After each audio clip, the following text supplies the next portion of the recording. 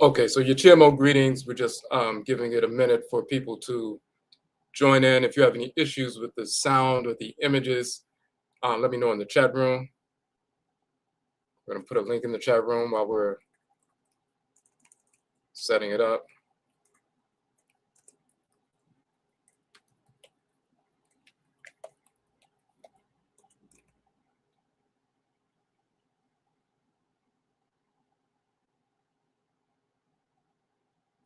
Okay.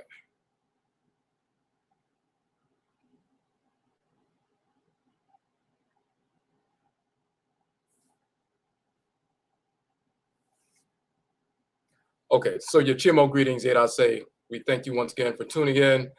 I'm Odwirafo Kwesi Radnehmbata Akan Odwirafo of Aquamumine Amaruka Etifimu, the Aquamu Nation in North America within Ojiraman, the purified nation, Afurakani, Afurai Kaitni people, African Black people in the Western Hemisphere.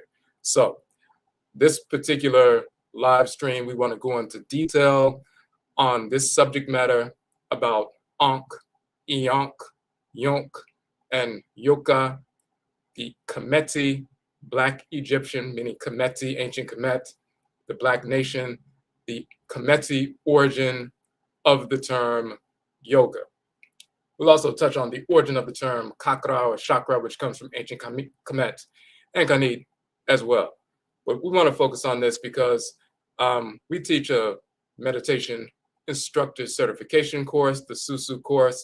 And in the process of that, when we certify people so they can go out and conduct meditation sessions, which is called SUSU, the ancient term for meditation, we also incorporate within those lessons, within that training, this proper origin, Trustrorical origin of the terms yoga and chakra, and their etymological and cosmological roots in ancient Kemet, thousands of years before the pseudo-fake religions of Hinduism and Buddhism ever existed.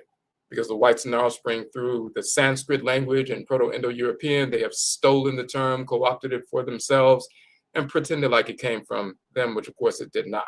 So we wrote a book about that, went into detail about it, and we've also incorporated that book in our anthology. And this is what we're going to go over today. So, so this is the book, ODWIRASEM, Trustrorical Anthology, and it's a 600-page book, 8.5 by 11 encyclopedia size. If you look on the back, you see there are 12 book covers. So I've published 31 books to date, and 12 of them that deal with Trustrorical information, cosmology, ritual practice, and so forth. We incorporated all 12 in one large volume. One of those books is this one. And this is the one we'll be dealing with today. So you can see it. Ankh, the origin of the term yoga. So this book is available on the link that you see on the screen right now. And for our subscribers, since you're a subscriber on our channel, you get an automatic 30% discount. So when you go to the link now, you can get that discount. You can also split your payment into 4. So you can just simply pay $13 to place the order for the book today. So, but let's get into the book. What you see here is actually from the book. The front cover of the book is here. So one of those 12 books is Ankh, the origin of the term yoga, KASA, origin and nature of the chakra. And within that text, we have the Meduten Toro, the hieroglyphs that show the actual origins. So let's look at it.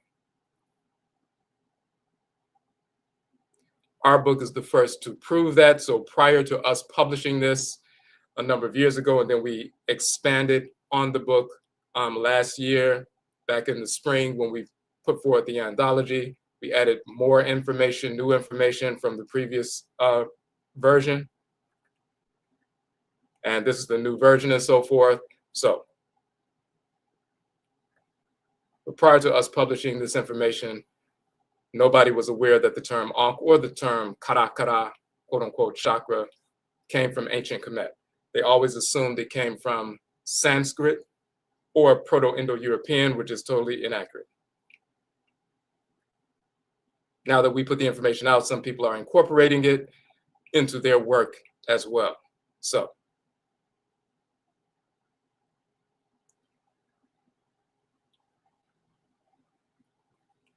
hold on a second. All right.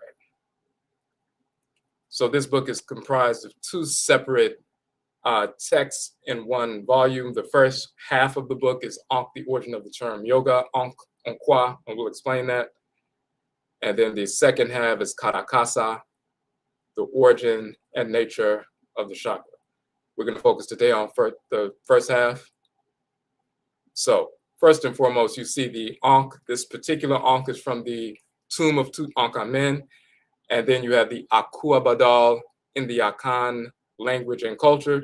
That is a fertility doll. It's a talisman, a ritual talisman used by women to stimulate the energy of the womb to give birth and so forth. But there's also a funerary function for the Akuaba as well. But we continued using the Ankh as the Akuaba thousands of years later, and that continued into the hoodoo tradition in North America. Akan people originated in ancient Khanit, which is ancient Nubia. We migrated west a couple of thousand years ago and reestablished the Akana Empire, which is the ancient empire of Ghana.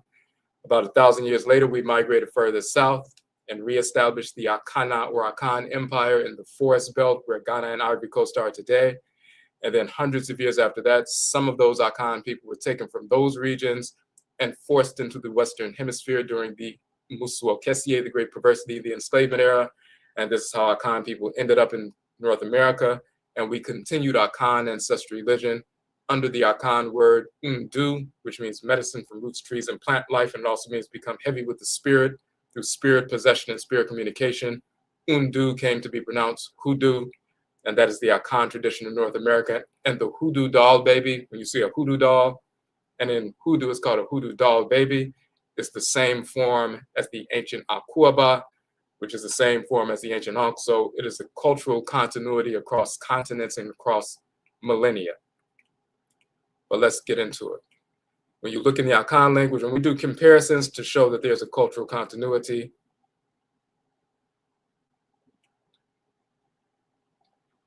when you look at the different divinities, you see them holding the Ankh, Tahuti, the deity of divine wisdom, holding the Ankh. Ra, sitting in the boat of the Aten, Atenit, the sun, holding the Ankh. Het Heru, holding the Ankh. The female divinity of sensuality and creativity and so forth. And then you have Ma'at, the female divinity of divine law and balance. She's holding the Ankh and so forth. So it's the sacred talisman that projects the energy of that particular divinity. It's also used to enliven and vitalize the spirit of the deceased individual. So you see the Per'a, misnomered pharaoh, but Per'a being reinvigorated, his spirit being reinvigorated in the spirit realm by Anpu, by placing the Ankh at his nose and so forth. Same thing with the deity Ptah, utilizing the Ankh as a talisman, the same function. So it's about bringing life or enlivening or vitalizing the individual. So you have two different major spellings of Ankh that we want to get into now.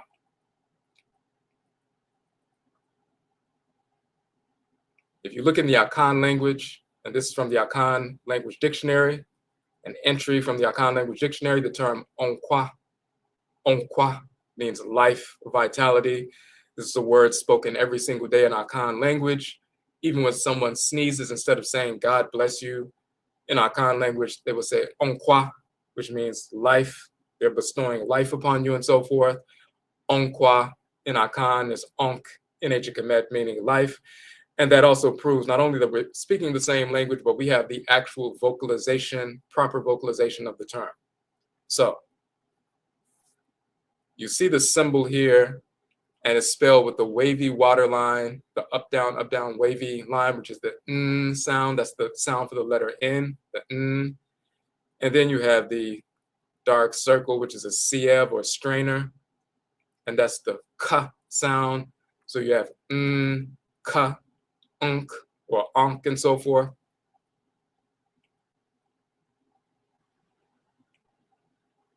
Now, So then we get into some linguistics. So there are different ways to pronounce the ah sound in Gamet. Certain symbols represent the ah sound, and sometimes the ah is also in different dialectical variants pronounced as eh. So for example, the term as we see right here, to know, to understand. Then you look in the Coptic dialectical variant, the Coptic dialect, when you see COPT, the Coptic dialect of the language of ancient Kemet is the version of the language that came into being about 2,000 years ago at the end of the dynastic period. So just like we have people pronounce words differently, for example, in British English and American English, they will pronounce words slightly differently because the dialect changed, even though they speak, it's mutually intelligible. Anybody from America can understand anybody from England speaking English, but American English and British English, slightly different in certain pronunciations. So the same thing here, we have different dialectical variants. The late period dialect is the Coptic dialect, and you see in the Coptic dialect, becomes ayeme, ayeme. You also have at in the ancient dialect, at. And then in the Coptic dialect, you have a number of different variations. And we spell them out here. At becomes iyo, iyohe, iat. So instead of at, it becomes iat, iat, I-A-H. This is in Coptic right here. This is the I, A, and H, big characters in Coptic. In the regular Latin alphabet, it's I-A-H here. So at in the late dialect becomes iat. It also is iyo, ioi. And you have different variations of that. So at becomes iat. Becomes iam or iame. You have the same representation in the Akan language. The term afunu, afunu, or afuru, meaning belly or inner abdomen, is also pronounced and written yafunu, yafunu, a and ya. The only difference is you put an e before an a. When you put e, a together, that's iya, iya, and that's very often written with the character y, but the y is simply e and a together, that's iya, iya, and so forth. So afunu becomes yafunu, which is really e afunu, iya, yafunu. The same thing happens with the word Ankh. There's a dialectical variant of Ankh where you have the I in front of the A and it becomes I, Ankh, or IANKH, IANKH, and that's very important. But first, when they talk about the origin of the term yoga, they will say it comes from the Proto-Indo-European root yug. Yug meaning to link, to join, and unite. And yug in Proto-Indo-European, when we talk about Proto-Indo-European, they're talking about the proposed origin language family from which all the Indo-European languages come from Sanskrit to Proto-Germanic, and later Latin and Greek and Spanish and French and Portuguese and so forth, and later English and so forth. But the origins going back over 4,000 to 5,000 years, they'll say it's the Proto-Indo-European language family, the parent of all of the languages that eventually manifested in Europe and into India, because the Europeans, the whites and offspring, left Europe and went into Western Asia and so forth, into India. And, they invaded Northern India and so forth.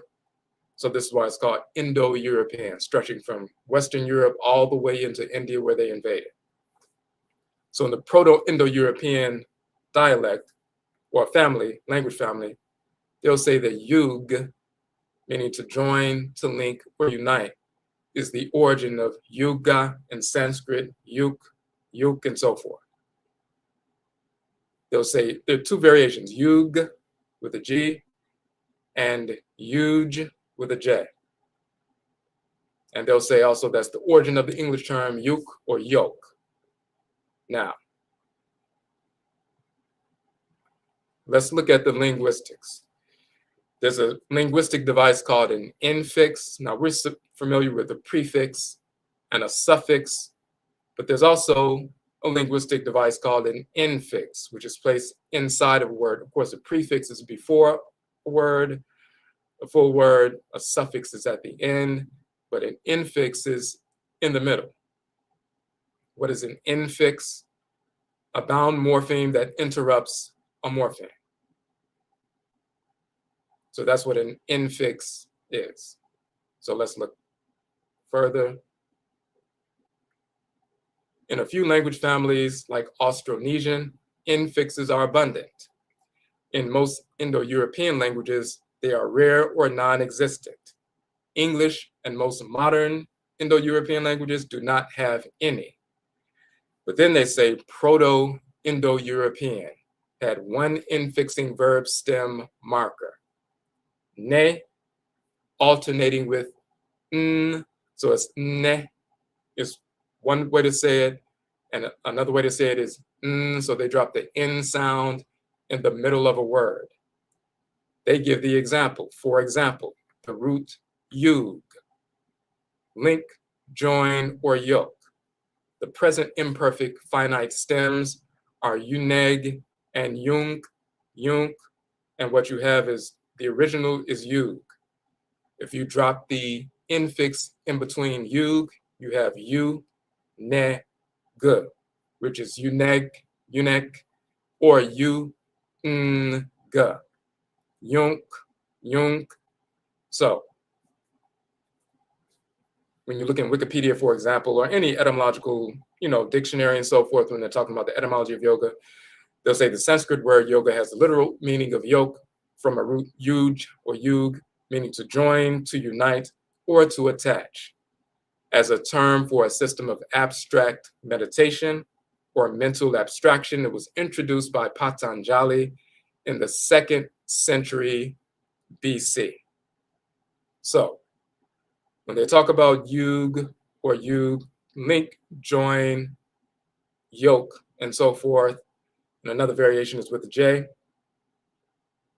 When you have the infix is yunk, yunk, to link, join, and unite. They'll say it's Proto-Indo-European, but that's, of course, a lie. Now, let's look at the origin of the term. The term Ankh means life, to live upon something, life. Ankh. In the Coptic dialect, here you see this symbol in the beginning is aw, so that's Ankh. Of course, in Akan, we still say onkwa, onkwa, life. So different variations and spellings of the term Ankh. And then you also have Ankh as a title. The feminine version, Ankhet or Ankhit, the living one, the name of a goddess. Then you also have Ankh, which is also used as an oath, the oath of life and so forth. You're putting your life, just like today in English, we'll say, if we're swearing to something, someone will say, oh, this is on my life. That goes all the way back to ancient Kemet, when the word Ankh or life means an oath. I'm putting this on my life that this is true. I'm taking an oath. You also have Anku. The U makes it plural. So life, like you have one individual life or a group of individuals and their life and so forth. We don't say life in the plural. We don't say lives, as we say lives, or we say the life of the entire group and so forth. That's still a plural in that context. Ankh is singular, Anku is plural. And let's look at it. Goat, any small domestic animal. And look at the way it's spelled. You still see the wavy line for the n, the dark circular siev or strainer for the ka, nk. But the determinative symbol is a goat. It's a domesticated animal, an animated life form. It shows the goat walking, so it's an animated entity, meaning it's a vital life form. Ankh, living. So Ankh is life, Ankh is living. Ankhu, plural, so living beings, a living thing. In the plural, Ankhu.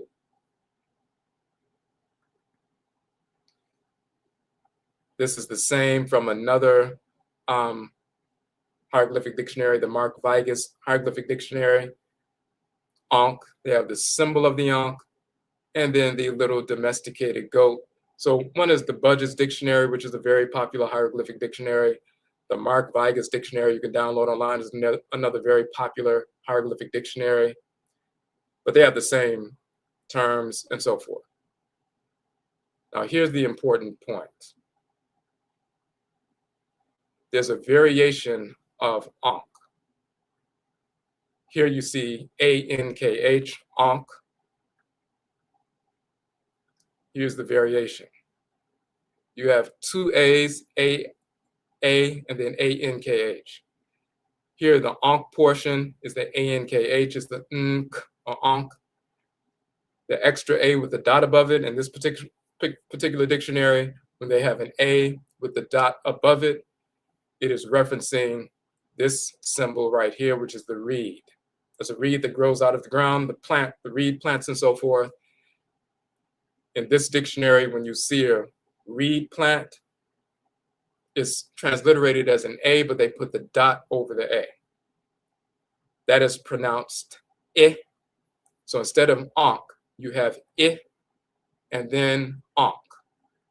I and Ankh together is IANKH, IANKH, IANKH. And in this entry here, the N is short for Nefer Ka Ra. An ancient Pera or pharaoh from early dynasties. This is from the pyramid text, the Meru text or the pyramid text of Nefer Ka Ra or Pepi II. So within the pyramid text, if you go into the pyramid of Pepi and you look on the walls, you will see this spelling of Ankh, IANKH. And in this context, they were talking about in the plural, so it's IANKHU, but the root is IANKH, IANKH. You see the reed first, and then the symbol of the Ankh itself, so it's IANKH, and so forth. So now we have the term IANKH in ancient Kemet, going back to the pyramid texts. The pyramid texts are the oldest, so far unearthed, religious compositions ever unearthed in the world. There are no texts anywhere in the world that are religious compositions that are older than the Meru text or the pyramid text. So, in the oldest text yet unearthed in the world, you will find IANKH, IANKH. Nothing's older than that. Now,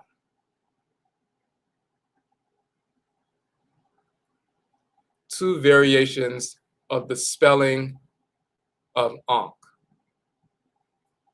You have the symbol itself, and sometimes you can just put the symbol itself, and when people would read the Meduten Torah, the hieroglyphs, and we have a two-part course on how to read and write the language and hieroglyphs of ancient Kemet.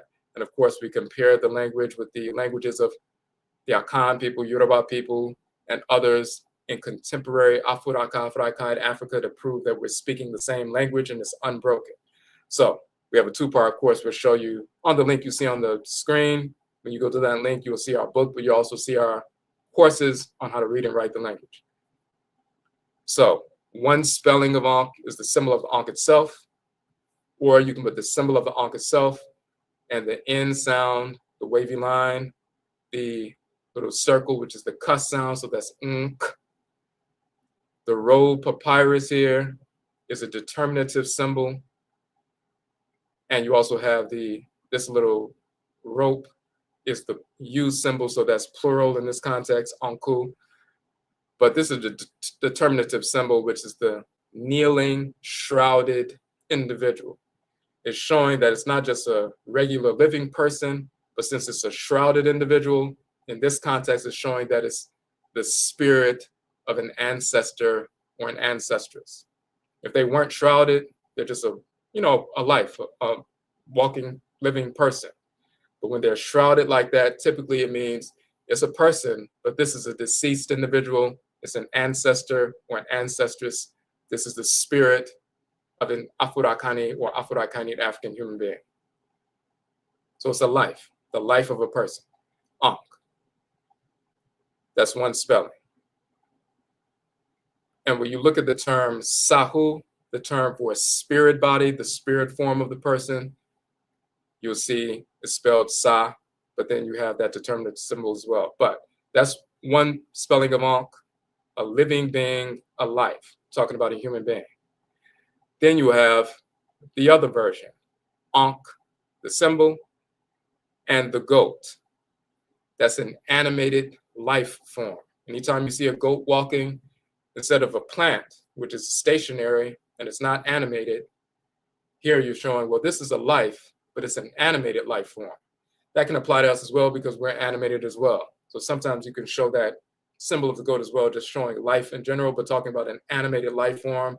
Sometimes it's specifically talking about a goat or some other animal, but sometimes in general, just saying this is the difference between an animated life or an inanimate life form like a stone or, mineral or a plant.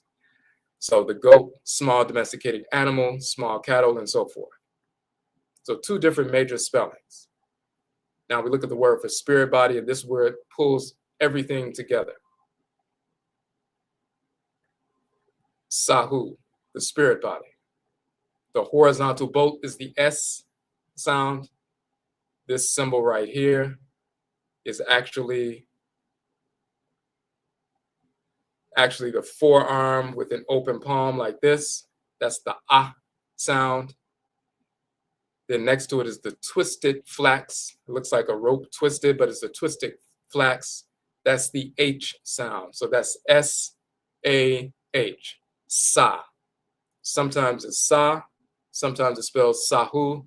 Instead of saying my spirit body, we would say my Sa or my Sahu. So it's S-A-H. But then you have the two determinative symbols that are not spoken. They're just there to point to the fact that this is referencing something specifically. Sa means the spirit body, but it's also showing that, number one, this particular spirit body is animated. So it's an ancestral spirit that's animated, that moves, that can operate. You can communicate with this spirit. When you pour libation, you can communicate with that spirit. When you play ritual drums or ritual chant or ritual prayer, the spirit can come down and possess people and get inside the body of someone. This is an animated life. So you see the animal, Ankh, the animated form. But what kind of spirit body? Is it actually an animal spirit? Is it a plant spirit? Is it a mineral spirit? Or is it the spirit of a human being?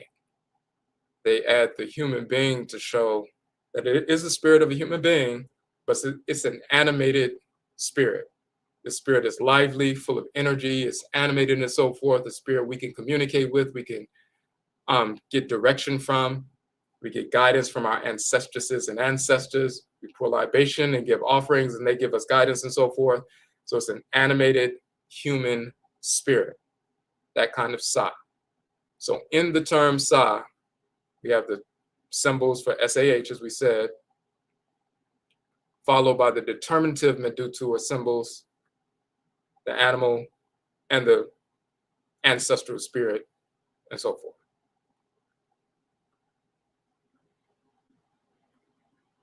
So both of these definitions of Ankh, both of these spellings of Ankh are valid. They point to different things and so forth, but these are two different definitions. Now, here's the key. Notice that in the term Ankh, with the determinative of the goat, the animal has an Ankh around its neck. This Ankh around its neck became known and pronounced as an IANKH, IANKH, or yoke around its neck. Ankh and yoke are the same word, and they're also the same symbol in ancient Kemet.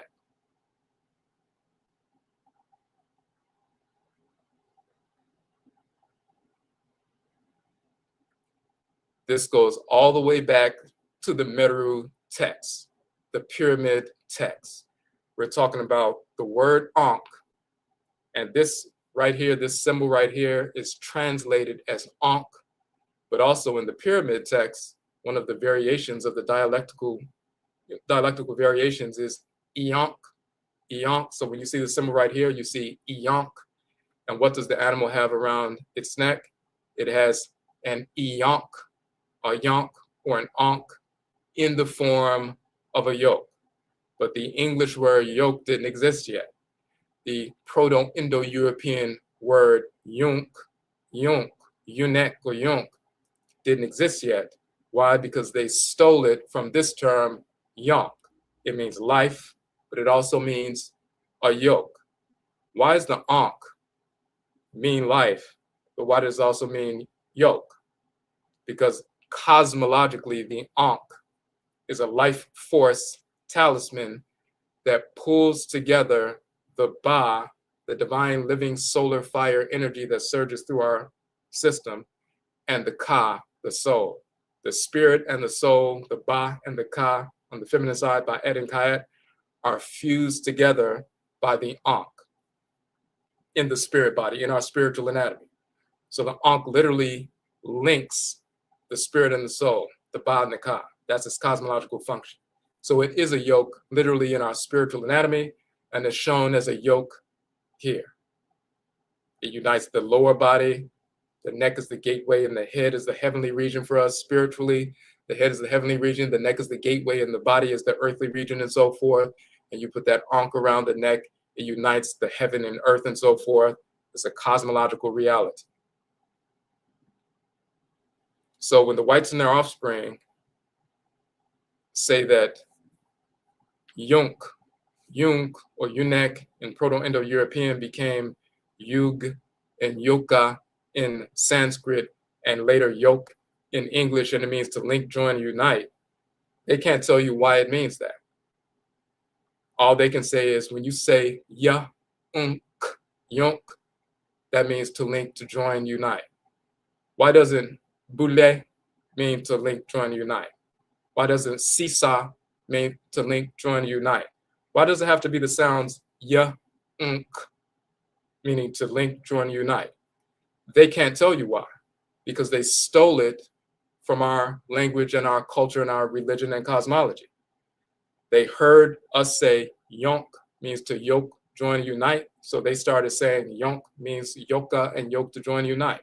If we would have said buli means to link, join, unite, then they would be talking about they practice the, tradition of buli, and it means to yoke or join or link or to unite.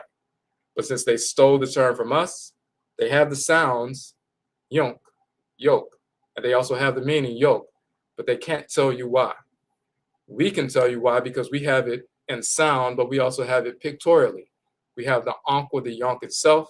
It's around the neck of the domesticated goat, but that goat is also used in the spelling of the word for spirit body, sa, sahu, and the entire cosmology revolves around linking the ba, the divine living solar energy that animates every aspect of our being.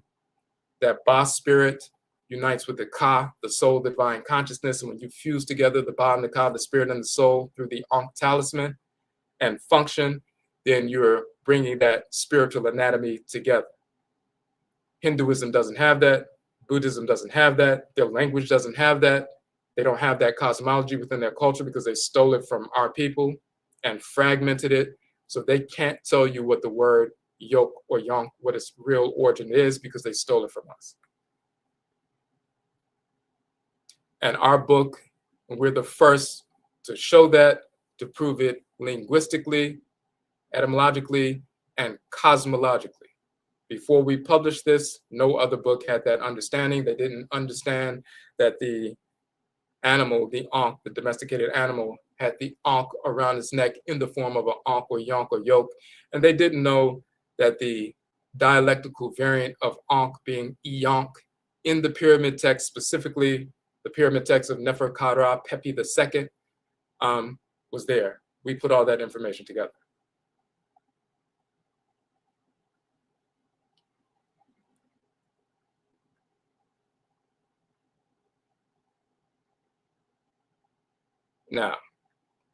Now when you see the deities holding an Ankh, you have a different and more full perspective. If you look at an Ankh, as a matter of fact, if you take, for example, as we know, if you take a nail and you wrap wire around the nail and you add both ends of the wire to a 9-volt battery, once the current moves through the wire and it, circulates encircles the nail and so forth, it creates an electromagnetic field. And then that nail becomes magnetized. We learned that when we were kids. So you wrap that nail up in wire, put it to the battery and so forth, the current moves through, and then that nail becomes magnetized, and you can use that nail to pick up paper clips and so forth, because that electromagnetic energy whipping through a circle generates an electromagnetic field. There are experiments, and you can look on this on YouTube, where people have taken copper wire, placed it, formed it in the form of an Ankh, and then took the two ends of the wire and put it, attached them to a battery.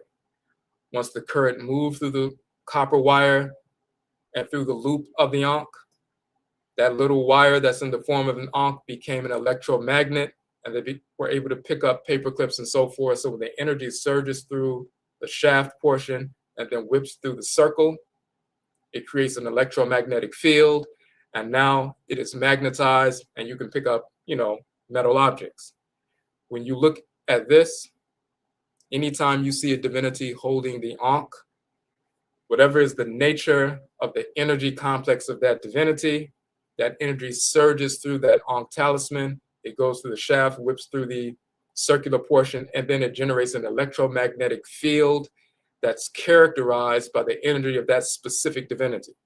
If it's a fire divinity, the energy that's moving through the Ankh is a fiery energy complex. If it's a water divinity, the energy moving through the Ankh that's being held by that deity, they're wielding that water energy. If it's an atmospheric divinity, the same thing. So every time you see a deity holding the Ankh, when they use that Ankh to, enliven or Ankh an individual, they're projecting their energy through this amplification device. That's what's going on. Just like we use the Akua doll in the Ankh tradition in the same fashion.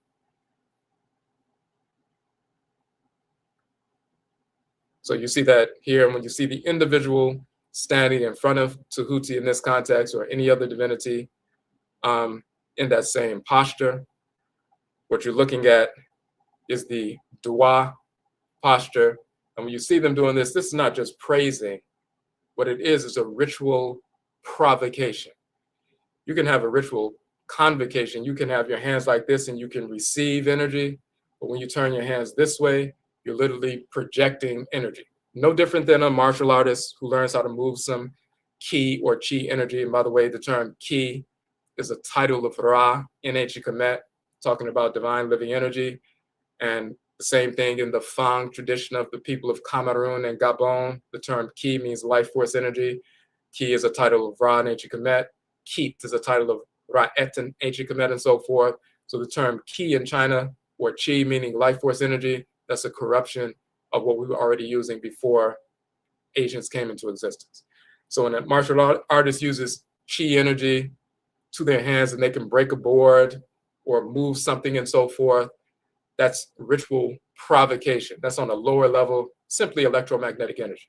You can put your hands close to your face and you can feel the heat coming forth from your hands and so forth. You can project that.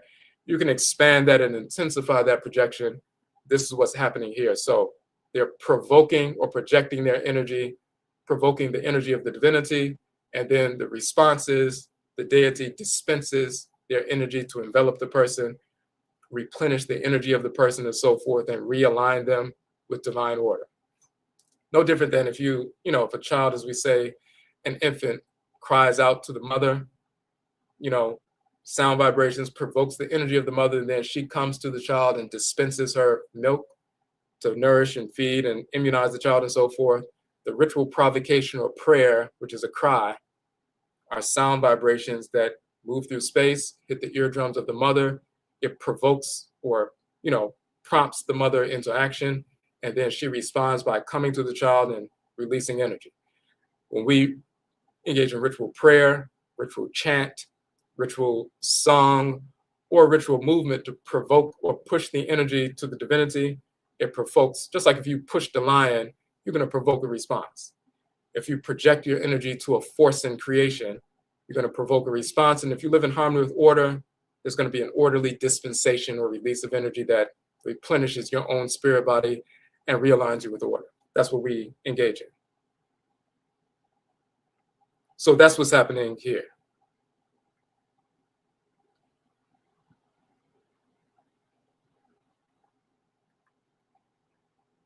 We show a few more instances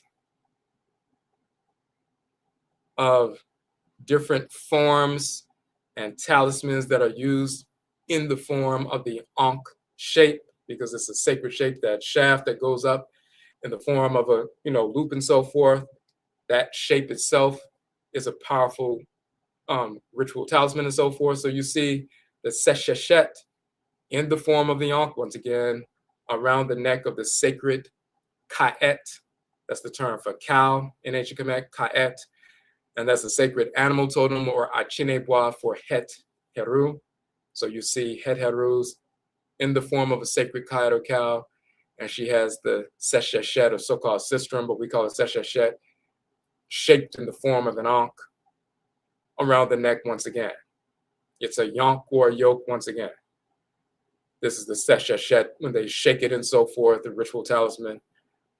We see the shenu, or the shin ring, and it includes the name of the individual. Here is Nefer Ka Ra. The top portion, the loop portion, is an extended version of the Ankh and so forth. That's a seal. So we show the different variations of, sacred talismanic structures in the form of the Ankh or the yonk or the yoke and so forth.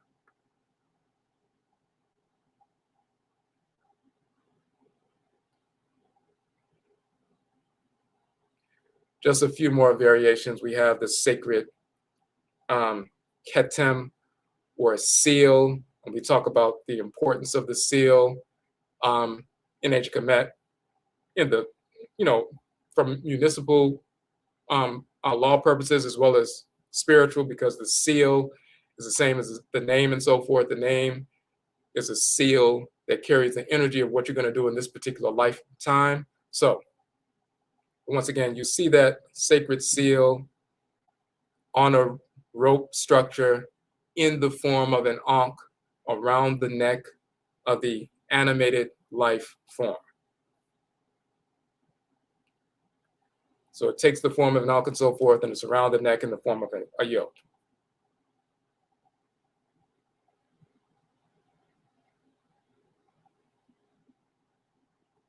And we also show that the, sesheshet, so-called sistrum, when they shake it and so forth, it sends out certain kinds of vibrations that repels negative spiritual entities and also draws in the kind of energy you need. And when you look at the larynx, the voice box and so forth, it takes on the same form. So we just put that in just so you can see, the relationship.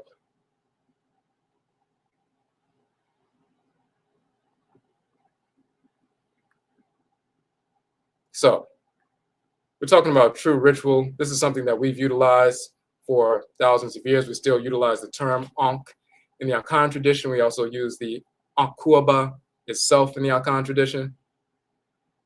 Let's look at that real quick.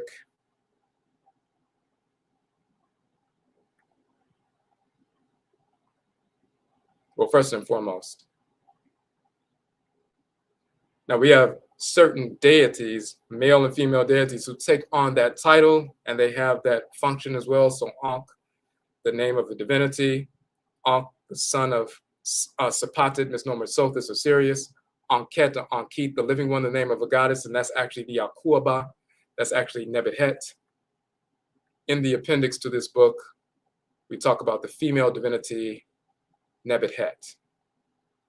When our Khan culture is called Akua, in ancient Kemet, she's called Nebuchadnezzar. In Yoruba, she's Agberu, the wife of Eshu, the trickster or the messenger, deity. His wife is Akberu, the load bearer. She has the basket on her head. In Kemet, she is Nebet-Het, the wife of Set. Set is the trickster and the messenger, and his wife is Nebet-Het, the one who has the vessel on her head. In Yoruba, Set, the trickster and the messenger, is called Eshu and also called Elegba, and his wife is Akberu, which literally means load bearer, the one with the vessel on the head. In Akan, she is called Akua.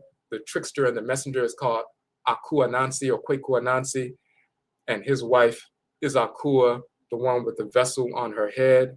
So in all the traditions, the trickster or the messenger, Set in ancient Kemet, Eshu in Yoruba, Kwekua Nansi in Akan, and the wife of the trickster or the messenger is the one with the vessel on her head that carries the ritual offerings in that sacred vessel from us to the deities and the ancestral spirits and so forth. Nebet-Het, she has the vessel on her head. Eshu, the wife of Eshu is Akberu. Akberu literally means the load bearer, one who bears the load on her head. And Akan, Akua, the wife of the trickster or messenger, one of her praise names, Kukua, literally means an earthen vessel. So it's the same cosmology across the board. But we go into a great deal of information here in this particular article, but the portion we want to look at is as Akua, she is the mother of the Akua Ba. Ba means child, and Akua is the divinity. Akua Ba is the child of Akua. She is the one that is the same as the Ankh. That is Ankhet, the goddess Ankhet. She's Akua in Akan and so forth, and it's the same Ankh structure. We still use the Ankh today. There's a funerary function for the Ankh as well, just like there's a fertility function. And we also have the funerary form of the Akua that are placed on graves and so forth. So we have the fertility Akua and the funerary Akua. Just like in ancient Kemet, there's a fertility function for the Ankh, for fertility and pregnancy and everything else, but then there's a funerary function to enliven or vitalize the spirit of the deceased individual. In Akan, we use the Ankh for funerary purposes and fertility purposes. And we show that, and even when you turn the Akua Badals around and you look at the back of the head, as you see the back of the Akua Badal, you see that they have the Jed pillar on the back of the head and so forth. Just like sometimes they combine the Jed pillar with the 4 bars in the Ankh and ancient Kemet. The Akan people maintain that thousands of years later. When you go purchase an Ankh or an Akua Badal at a fair, when people from Ghana are selling their sculptures and so forth, and you turn that Akua Badal around, you'll see the Jed pillar on the back of the head. You'll also see the little ribbed portion of the neck and so forth, Jed pillar there as well.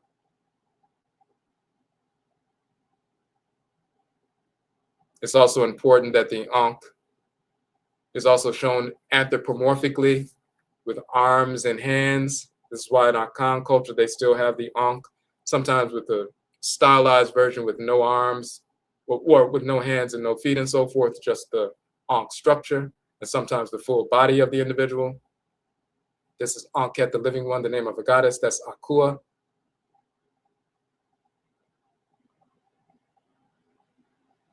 These are the Yoruba women, load bearers, Agberu, the load bearer, the wife of, Eshu and so forth. Nebet-Het is called Urit Hekau, the great one of words of power or enchantments and so forth, ritual incantations, ritual speech.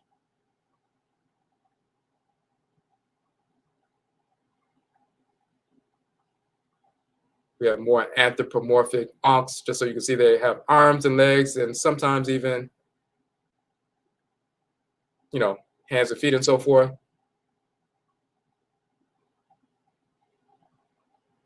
And here's the other piece as well. In our Khan culture, the human being, our physical body is called Honam. Ehon means self and Enam means flesh. So the Honam is the flesh, Enam, self, Ehon. But the physical body is also called Onipadria. Onipadria. Onipa means human being. and Idriya means tree.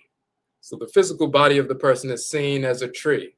We have a trunk, we have the head, we have the hair, which is the foliage, and the branches are the arms and legs and so forth. This is what the Ankh is representative of. It's representative of the Afurakani, the human being who's rooted in earth, the earth mother and so forth, and who said is open to the heavens and so forth. That's what the Ankh literally is.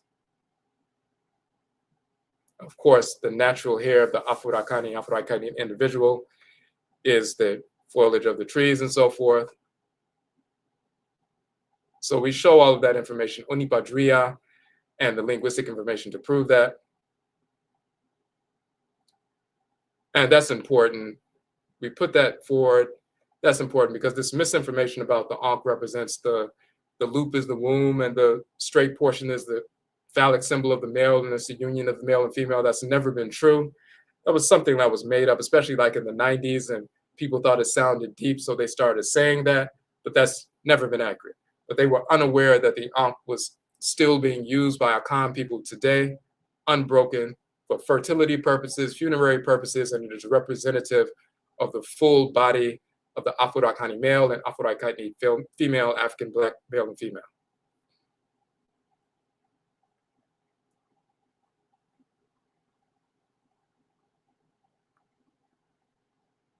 Now,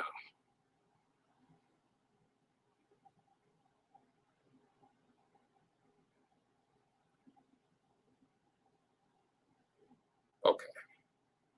And just so you see, when we mention, and we can get into this in a different podcast, but kara, anything round, staff, stick, roll, cylinder, is the origin of kakra. Originally, kakra or chakra simply means circle or wheel. And then they started associating spiritual potencies to that later when they corrupted our text. But the circle or wheel, kara, in ancient Kemet, anything round, staffs, cylinder, and so forth. But the root of kara is kar or kara, which means shrine or a sanctuary of a deity. And we go into detail about that.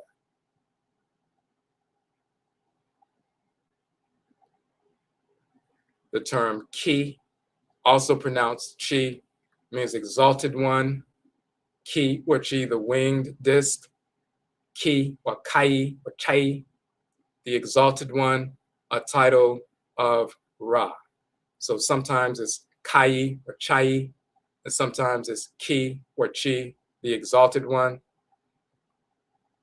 The winged solar disc, the disc with the wings and so forth. You're talking about the solar disc, the solar fire energy that's winged, meaning it's an animate fire. The animated fire or the winged solar disc, the animated fire within you is your life force energy. A title of the life force energy is Ki, meaning the exalted one. That is a title of Ra.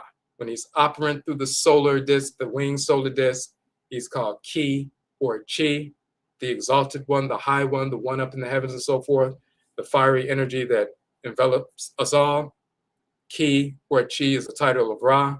This is why in Japan, when they say Reiki means universal, Rei, and Ki, energy, Rei is a corruption of Ra. Even Europeans today, instead of saying Amen Ra, they will say Amun Rei. And the god Rei is the sun god, and sun rays, they'll say Rei instead of Ra. They've always mispronounced it. Same thing in Japan. Rei meaning universal, they're talking about Ra. Ki meaning life force energy, that's the title of Ra. So in Japan, they stole these terms from our ancestral language and co-opted them, pretending like it's theirs.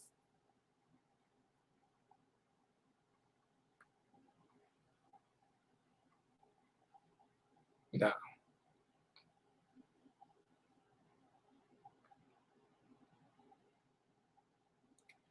when we look in the Akan language, you see in ancient Kemet, kara, anything round, staff, stick, roller, cylinder.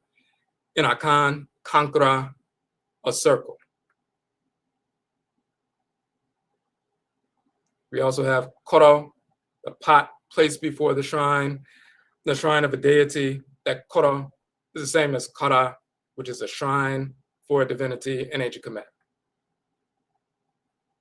Hold on a second.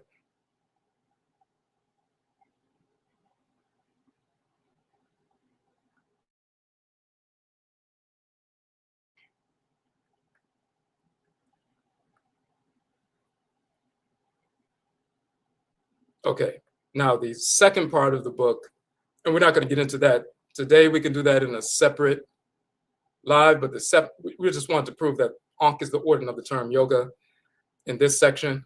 But the second part of the book is Kara Kasa, the origin and nature of the chakra. Once again, this when you see the human-headed bird, that's the Ba, the divine living energy, the spirit. So you have your spirit body, just like you have your physical body, you have your spirit body, and within your spirit body, you have a radiant force that permeates your entire physical body, just like when the sun shines and you pull in solar heated energy, and that solar fire within the oxygen permeates every cell in your body. The divine living energy, the life force energy of Ra and Ra'at surging through us, we call that Ba, the spirit, and Ba'et for women, the spirit. They'll show it as a human-headed bird, meaning it's an animate force within you and so forth. And here you see that Ba spirit with the jed pillar around the neck, and once again in the form of an Ankh, a yonk or yoke.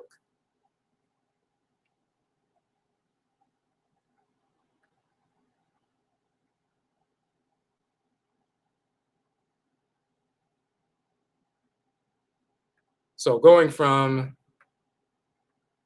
proving that Ankh is a yonk, Ankh is a yoke, and that's where the word comes from cosmologically and spiritually. Just to touch on this notion of the chakra, once again, we have kara kara, anything round, staff, stick, roller, cylinder.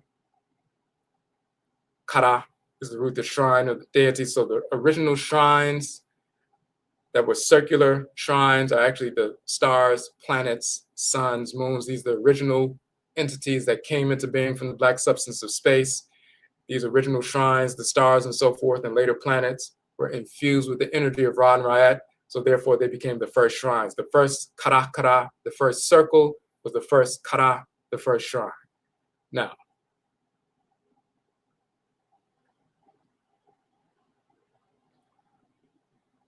we also have the term,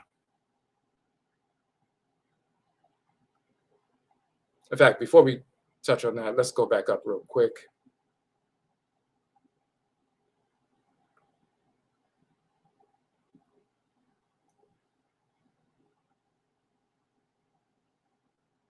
In the Sanskrit sources, you have various versions, kakram, kakra, kaka, in Pali, kaka, kakra, various, dialectical variants of the term. Originally, it simply meant circle. That's all it meant. Kakra meant circle, karakara. Even circle in English comes from kirkle, karakaro. Originally, karakaro became karakol and kirkle and circle and so forth, but it was karakaro. That comes from karakara, which means a circle, stole it directly from our language. A spiritual center of power in the human body, from Sanskrit, kakra, which simply meant a circle or a wheel. And later on, they began to incorporate this notion of spiritual centers when they stole that from our cosmology as well. So originally in Sanskrit, kakra simply means a circle or a wheel. This is why karakara in ancient Kemet means a circle or a wheel or a cylinder. But for us, that circle, wheel, or cylinder, the root of it is kara, which means a shrine or a sanctuary of a deity. This is one of those shrines wherein the statue of a deity is placed. In Akan, koro means a shrine of a deity as well. Here we talk about, in the text of Kemet, my hair is the hair of the god Nu, my face is the face of the god Ra. My eyes are the eyes of Heteru. My forearms of the goddess Neet. My backbone is the goddess Seket. My feet are the feet of the god Ptah. They list all the various parts of the body and how each part of the body is a shrine for a specific deity and sacred to a specific deity. Then the text says, there is no member of my body that is without an Ntorot, a god or goddess. Tuhuti, the deity of divine wisdom, shields my body all together, and I am like unto Ra every day. So this notion of different parts of the body are shrines for different deities that is laid out in the text of Kemet thousands of years before Hinduism or Buddhism existed.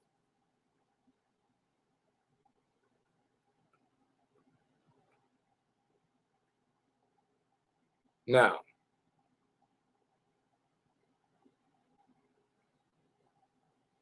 the next piece,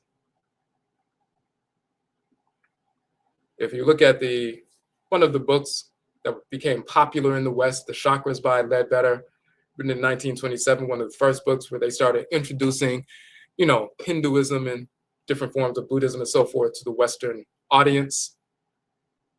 And that's still one of their most popular books and so forth. When they're talking about what the chakras are, they say the Hindu books hint at rather than explain what happens when Kundalini, the serpent spirit at the base of the spine, rises up the channel through the Sushumna.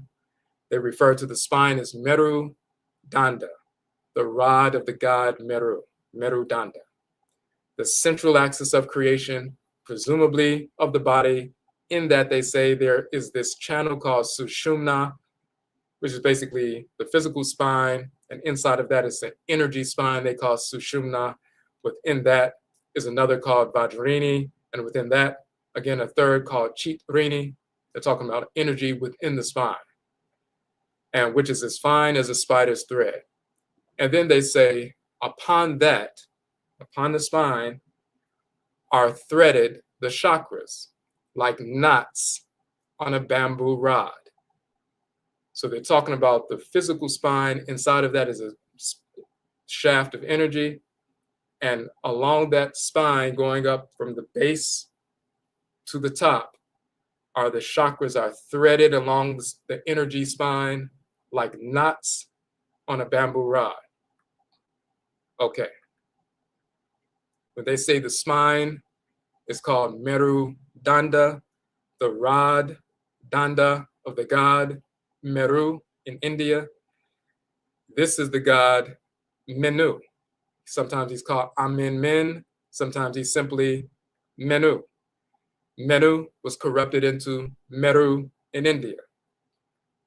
He has the sacred crown and the little red ribbon that goes from the head all the way down to the base.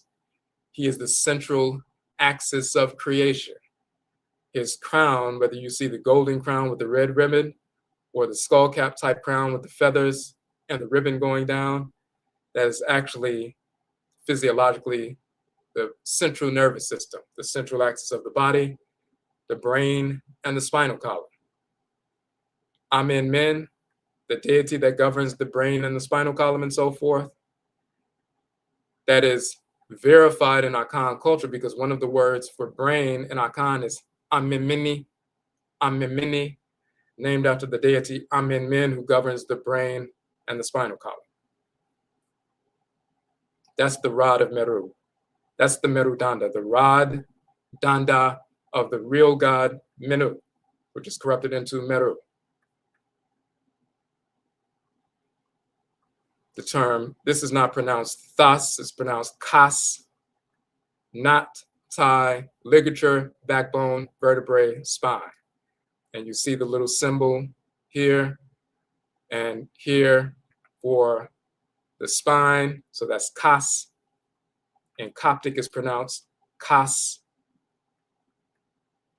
It means knot, but also vertebrae, backbone, spine. Then what do we say in the text of Kemet, thousands of years before Hinduism? The 7 magical knots, Kasu 7, that protected a man. So we have 7 knots, Kasu, but the word Kasu also means spine, also means vertebrae, also means knots. And there are 7 magical knots, kasu, spine, kasu, vertebrae, kasu, that are magical that protected a man. Then the kasu 7 are the 7 deities who assisted at the judgment and condemnation of the wicked. These are the 7 kasu deities, the knot deities or the spine deities that govern the 7 kasu, the 7 magical knots that protect the spirit of the person. And then we show the other definitions of kas, like chamber room, sarcophagus, funerary coffer, kas, meaning master or chief, kasit, lady or chieftainess.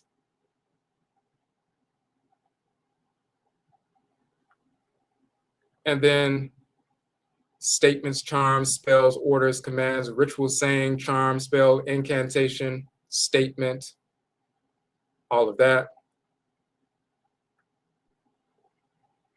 And then lawmakers, arrangers, disposers, managers. So these 7 kasu are also 7 lawmakers, 7 ritual spirits of ritual incantation, ritual spell, ritual incantation, and so forth. They're also governors and so forth.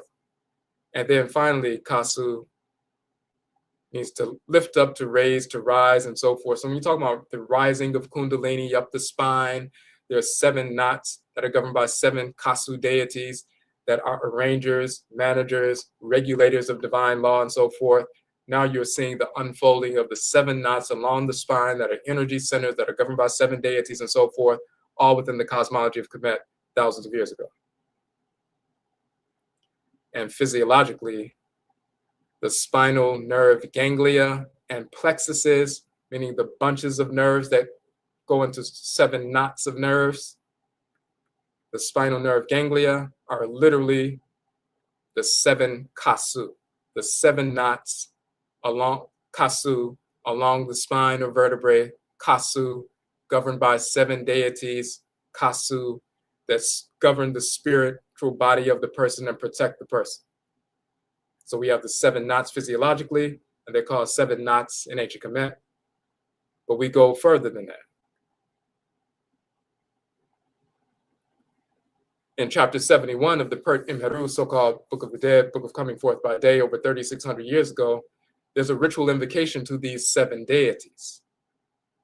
Oyu 7 kasu, translated in English as knots, the arms of the balance on that night of suffering, night of setting the sacred eye in order, who cut off heads, who sever necks, who take away hearts, who make a slaughter in the island of fire. I know you, I know your names. May you know me just as I know your name. So he's saying, I know you 7 deities and I know what your names are. I'm going to invoke you by name to provoke your energy so you can protect me just like you protected the spiritual body of Al-Sar when he transitioned. I want you to protect my spirit body now that I've transitioned into the spirit realm. I want to be protected as an ancestral spirit so I'm not pulled off track, so I can live in harmony with the ancestresses and ancestors in the Sekhet Hetep, divine field of peace. And since he knows the names of the divinities and invokes them, he says, if I reach you, may you reach me.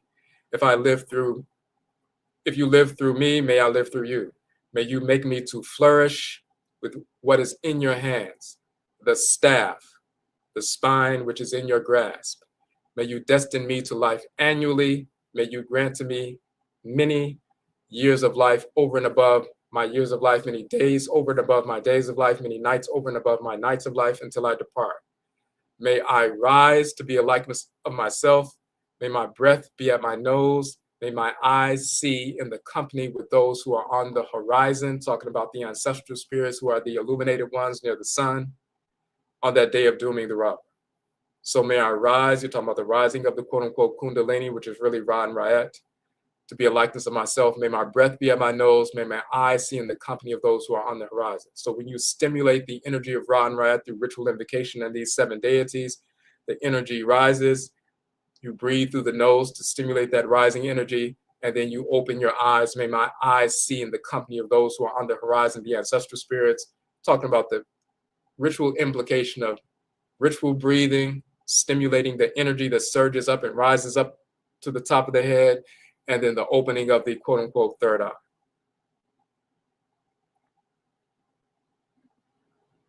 So these seven chakra, the energy, the placement, and the ritual associations of the seven knots along the spine, seven deities that govern the spine, ritual invocations to these seven deities, all incorporated in ritual and ancient command.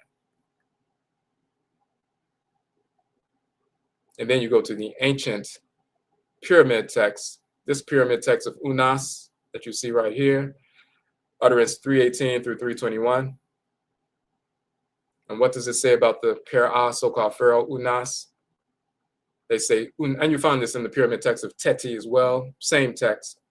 It says, Unas is the now snake, the leading bull, who has swallowed his seven aratu. What is an aratu? This is an arat, a cobra with a solar radiant disc on the head, plural aratu. So Unas, he's like the now snake, he's the leading bull. He's swallowed his seven aratu, seven solar cobras with solar discs on their heads. And so his seven neck vertebrae came into being, who give orders to his seven postjatu to hear the words of the king. So the king swallows seven sacred cobras with seven solar discs on their heads, and then his seven neck vertebrae come into being. His seven cervical vertebrae come into being. This is in the oldest religious text in existence, the pyramid text, where we're talking about someone swallowing radiant discs in the form of sacred cobras and the seven cervical vertebrae coming into being within his spirit body.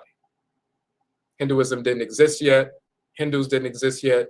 Asians weren't existing yet. We were already dealing with this for thousands of years. And when they talk about the seven postjatu in that text that we just read, postjat means a group of deities, a certain collection of divinities. They say the three companies of the gods, the great gods of heaven, earth, and the duat, and so forth. But the other definition of postjat is important. It means backbone vertebrae. And you see the symbol of the backbone of the vertebrae here, but it's also spelled with the reared serpent. Another spelling of postjat means to shine, to illuminate. The reared serpent, once again, in a solar disk with the rays coming out. So when they talk about the seven cervical vertebrae coming into being after he swallows these seven cobras with the radiant discs on their heads and so forth, and gives birth to the seven postjatu. Postjat is backbone vertebrae. You see it spelled with a reared serpent, the symbol of the vertebrae, and the circle with the dot in the middle, which is the solar disk. So all together in one term is a reared serpent, a spine, and solar fire. When they talk about the Kundalini energy at the base and rising up, a reared serpent, rising up the spine with the solar energy and so forth, all of that is contained in the term postjat. And then once again, you have the Chasu seven, the seven divine masters of wisdom who helped Tahuti, the deity of divine wisdom, to plan the universe. Their names are Neferhat. It's actually Aper Pehui. This is a typo. It's not Nefer Pehui, it's Aper Pehui. Neb Desharu, Ka, Bak, Kek, and Sai. And there's a ritual invocation to these seven deities. These are the seven deities that govern the seven knots along the spine. And once again, OU seven knots of Kasu of Mehet, Orit, and so forth. They are children of the goddess Mehit, Orit, and Tahuti. Those two give birth to those seven spirits that govern the seven energy centers along the spine and so forth, the knots along the spine. And they, as children of Tahuti and Mehit, Urat, they assist Tahuti in managing and organizing the world. Just like they assist Tahuti, the god of wisdom, in organizing and managing your spirit body. But first, they were the seven centers that organize the entire universe. On a microcosmic level, they're the seven deities that organize those seven centers within your body.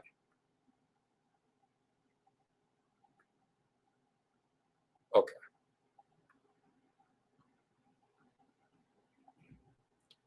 So,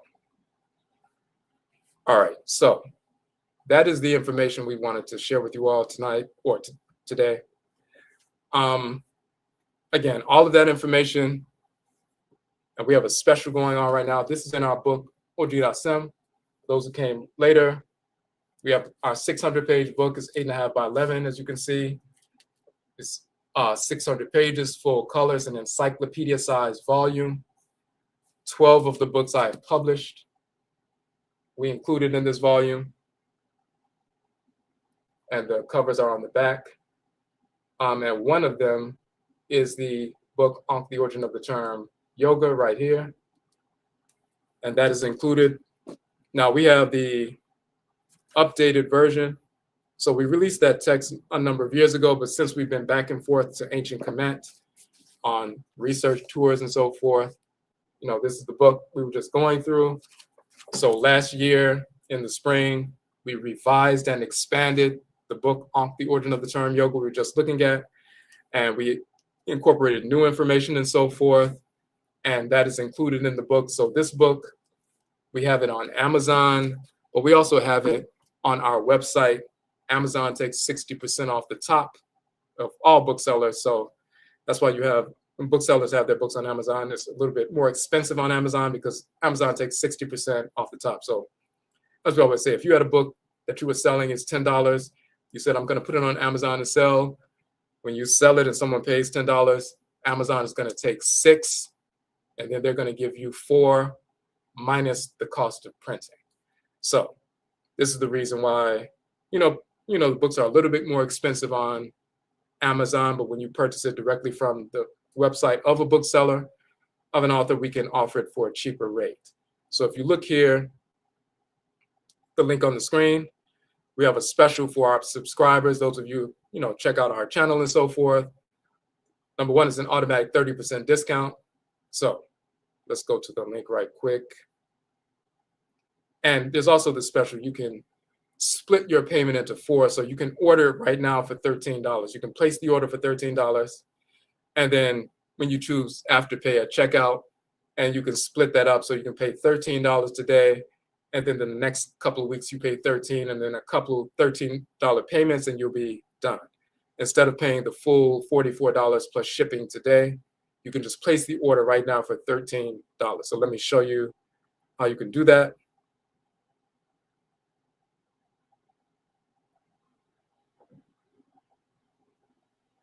Hold on 1 second. And when you do that, you're not only, of course, you're going to get a text that has information that others don't have. Hold on 1 second.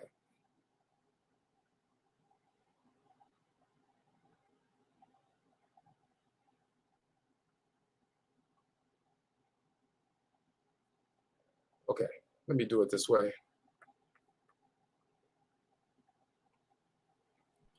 You have information that others don't have. We include a number of our books, even the Kuku Tuntum, the Ancestral Jurisdiction.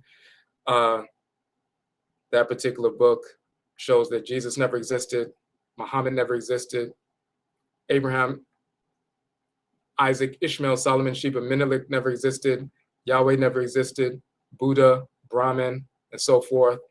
All these characters are fictional cartoon characters who never existed. And we show their origins and how they were manufactured and created by corrupting the language and culture of ancient Kemet and manufacturing these fictional characters. We just did a live yesterday on how Buddha is a corruption of the great god Ptah in ancient Kemet, and that comes from our book Kuku Tuntum, which is included in this volume. So when you go to the link, the Odwirafo square link that you see on the screen, you'll see this right here. Scroll down, and you'll see our ODWIRASEM book.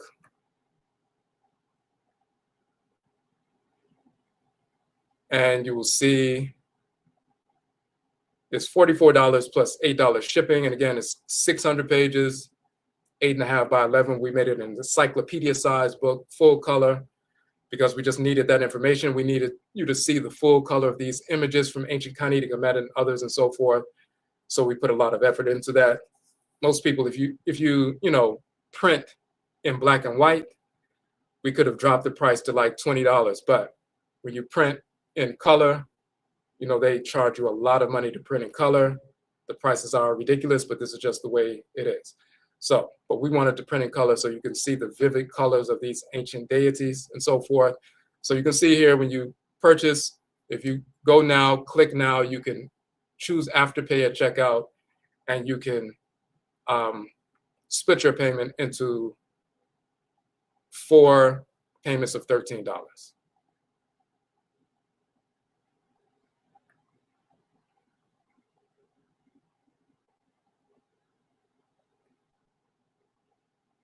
And so that's what you'll see there. Now, also, today, as a matter of fact, today, we mentioned this a little bit earlier. We have a course where we certify you to become a meditation instructor. It's called Susu. This is the course right here. The next 4-week online course begins today.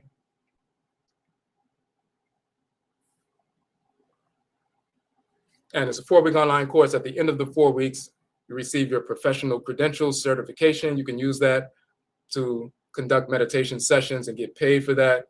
In corporations, schools, human services organizations, cultural organizations, they bring you out. They typically pay between $100 and $200 for you to conduct a 30-minute session where you introduce yourself, talk about what you're going to do, take the people through a 10, 15-minute meditation session, and then have a discussion afterwards. That half an hour, you know, formula. Typically, most organizations will pay $100 or $200. Corporations will pay between $300 and $500 for you to conduct a session like that. We have certified almost 60 people in the past year and a half, all over the country and in different parts of the world. Black people, of course, only, but in the Netherlands and different parts of Europe, on the continent of Afrika, as well as in North America. So this is a way for you to become entrepreneurial while empowering our people at the same time. So we're starting the next 4-week course tonight at 8. We also have the archive version. So if you can't meet every Tuesday night at 8 for the next 4 weeks, and you want to do the archive version, you can do that. The archive version is 50% off from the live version. So you can do that. We have a down payment option of $49, and then you can pay that monthly fee. So for example, the archive version is $199. So 4 payments of $49 will cover that. So you can start off $49 and you pay monthly over time. But typically what happens is within the first month, you're finished within a month, you have your certification, you get your first gig. We just got an email from one of our students. He finished the Susu, course. He received his certification and he sent an email saying, hey, I got my first gig and I'm going to be conducting these meditation sessions here. And they were paying like $200. So within the first session, his entire course was paid for.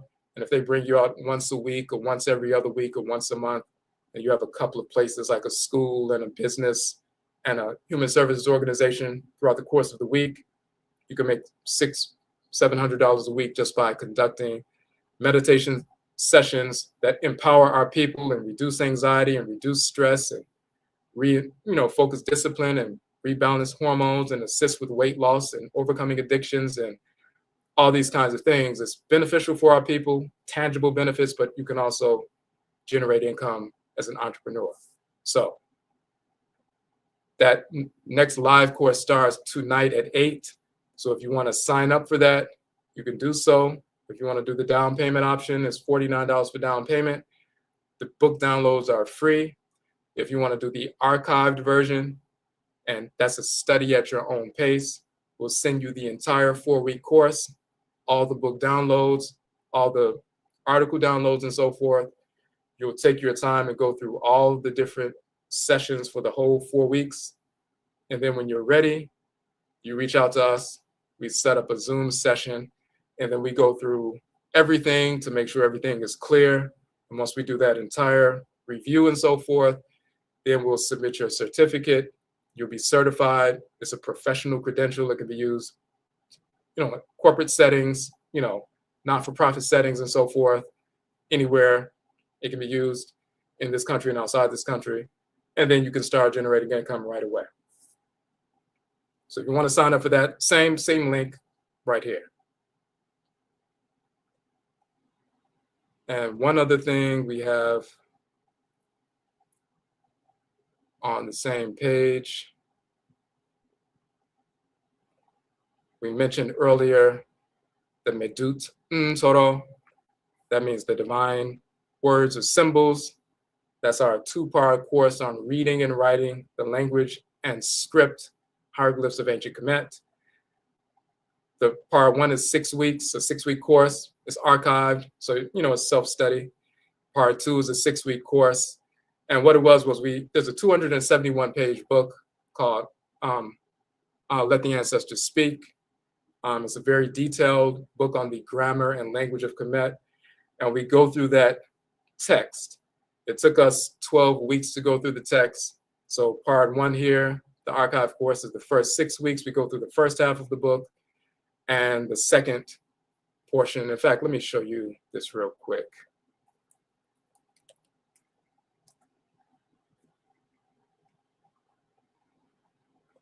Just so you can see the book itself that we're talking about. This is the book right here. Let the Ancestors Speak, written by one of our elders who is now an ancestor. But this is a 271-page text.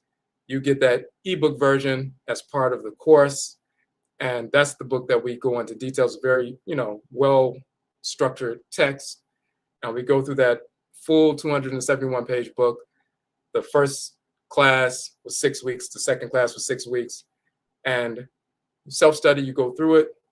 And, you learn the language and culture of Kemet and so forth. And we also give more information than an Egyptologist would, because we can compare the languages of contemporary Afurakafuraikai, which we have done, and show the same words with the same meanings and the same deities that we invoke and engage with today and deal with spirit possession and so forth today in the languages of Afurakafuraikai today, including the Hoodoo tradition in North America, the same deities from ancient Kemet.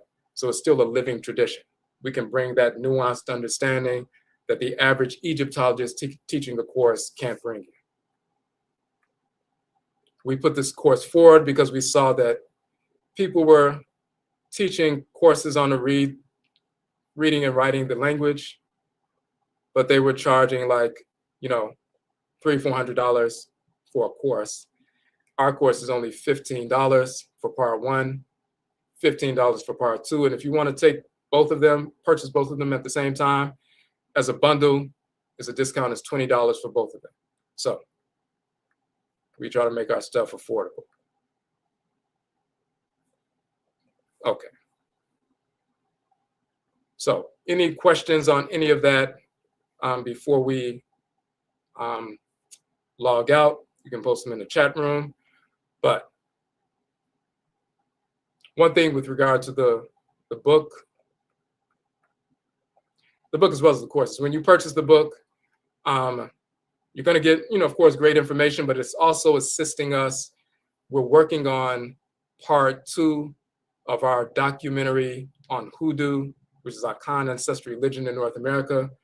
We released part 1 of that full documentary.